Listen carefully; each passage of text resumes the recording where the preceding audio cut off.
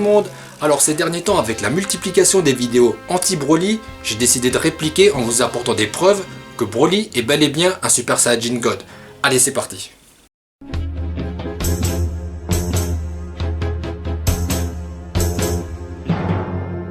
Son Goku, le Super Saiyajin, s'il n'avait pas trouvé une capsule pour s'enfuir, allait inévitablement périr lors de l'explosion de la planète Namek.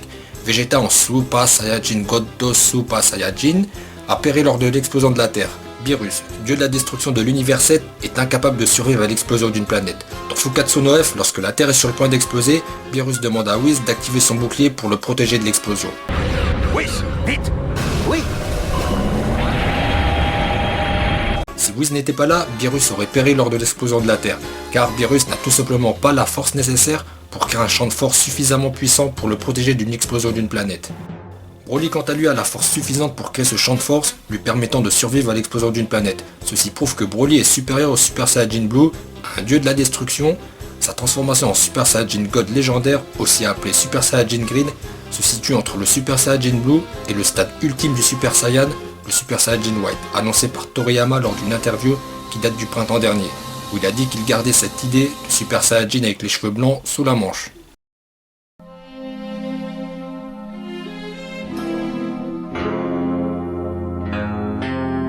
Nombreux sont ceux à affirmer que la couleur changeante des cheveux de Broly était due au diadème de Contrope de Paragas.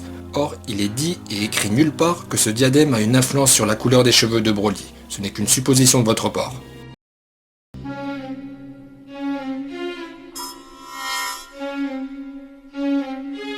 Personne n'a ressenti le kit Broly en Super Saiyajin Blue ou en Super Saiyajin Green, même pas Piccolo, car lorsqu'il est venu prêter main forte à la Z-Team, Piccolo dit à Goku « Je n'avais jamais ressenti une telle énergie ». Or, Piccolo intervient en plein milieu du combat et exprime cette phrase au passé. Il ne fait donc aucun doute que Piccolo a ressenti l'énergie de Broly lorsqu'il a atterri sur la nouvelle Vegeta à un moment où Broly n'était pas encore passé en Super Saiyajin God légendaire.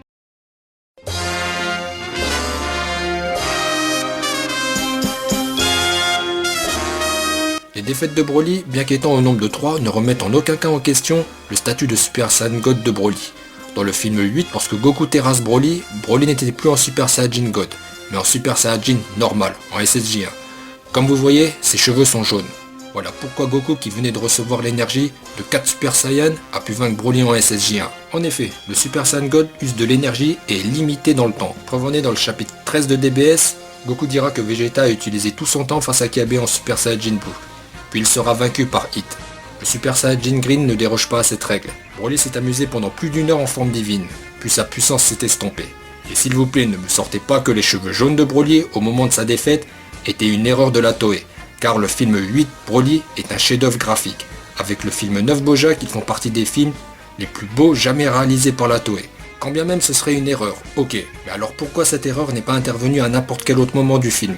Tout ceci n'est pas dû au hasard. Si Broly avait les cheveux jaunes au moment de sa défaite, ça a été volontairement réalisé ainsi, par la Toei, avec l'accord téléphonique de Toriyama.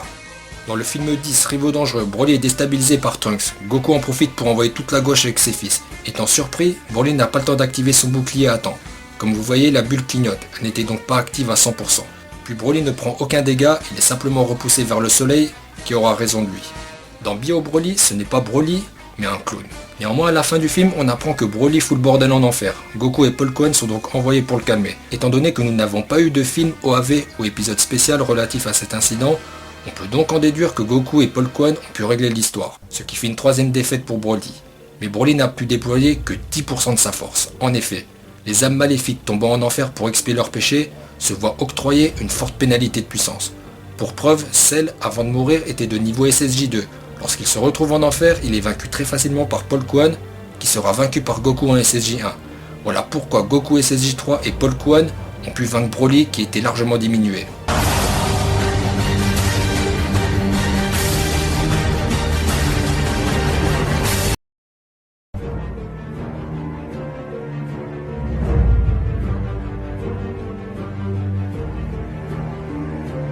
La preuve que Broly est un Super Saiyajin God, la preuve ultime est que Broly se retient.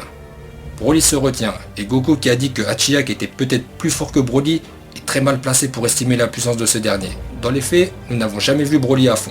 L'argument majeur de ceux qui pensent que Broly était à pleine puissance repose sur cette séquence du film 8. ほら少しは手加減しろ。手加減ってなんだ。 Suis-je vraiment obligé de vous faire remarquer que le ton employé par Goku puis par Broly est à la plaisanterie? Je vous mets au défi de me dire dans les commentaires que Broly et Goku étaient sérieux dans cette scène. Regardez la tête de Goku. A-t-il l'air sérieux? Là, il est sérieux. Cet argument n'est bien entendu pas recevable. Personne n'a jamais vu Broly à fond. Même si le Super Saiyajin Green est limité dans le temps, sa puissance, son ki est infini comme il est écrit dans le manga.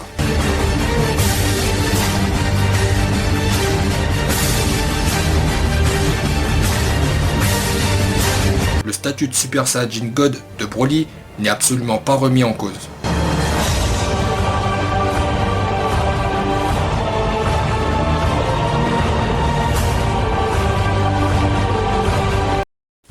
Une fois de plus, j'ai mis tout le monde d'accord. Très bien, cette vidéo est maintenant terminée. Maintenant vous allez mettre votre like car mon travail est extraordinaire. Hein. Sachez que 1 minute de vidéo équivaut à 2 heures de montage. Donc mettez votre like, allez, c'est bon. Et je vous dis à bientôt.